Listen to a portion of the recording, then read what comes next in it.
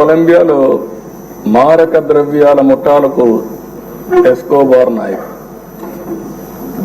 అత్యంత ధనికుడుగా, నేరస్తుడుగా, దుర్మార్గుడుగా ఎమర్జయ్యాడు. దుర్మార్గుడు అంటున్నా నేను.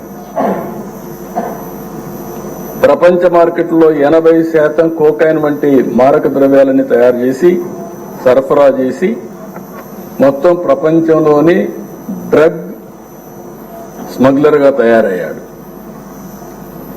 మన ఈయన కూడా చూస్తే గంజాయి వచ్చింది, డ్రగ్స్ వచ్చాయి.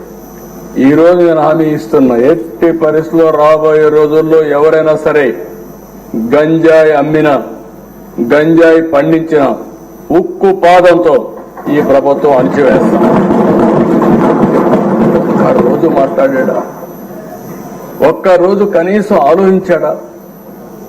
ఎంతమంది పిల్లలు, ఎంతమంది నాశనం అయిపోయారు గంజాయి తీసుకొని, ఎంతమంది డ్రగ్స్ కనెక్ట్ అయిపోయి ఎన్ని ఘోరాలు నేరాలు జరిగాయంటే అన్ని ఘోరాలు నేరాలు జరిగే పరిస్థితి వచ్చింది.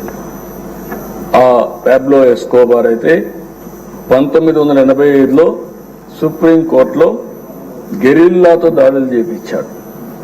11 మంది న్యాయమూర్తులను చంపేశారు. ఇది ఈ ఎంపీని కూడా అదే విధంగా చంపేవారు. కనీసం ఈ దేశంలో ప్రజాస్వామ్యంలో కాస్తో కోస్తో చెక్స్ అండ్ బ్యాలెన్సెస్, కోర్టులు ఇవన్నీ ఉన్నాయి కాబట్టి కొంతవరకన్నా బయటపడ్డాం, కానీ లేకపోతే ఇతన్ని ఎప్పుడో ఎలిమినేట్ చేసే పరిస్థితికి వచ్చారు. సుప్రీంకోర్టులో బుల్డోజర్తో గుద్దిందా?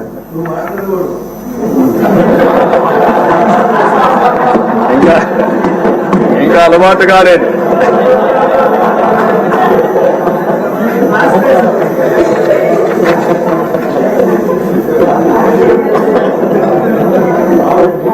కాబట్టి మీరు అతనికి ఇతనికి చూస్తే ఒక వ్యక్తి అతని మీద మాట్లాడాడని, మినిస్టర్ పార్లమెంట్ లో మాట్లాడాడని అతను చంపించేశాడు.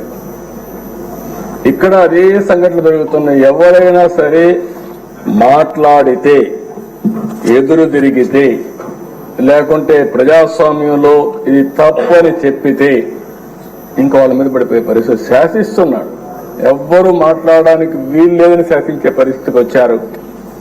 అలాంటి పరిస్థితిలో ఎదురొడ్డి ఇంకా ఎమోషన్ ఉంది. In course of time తగ్గించుకుంటారు.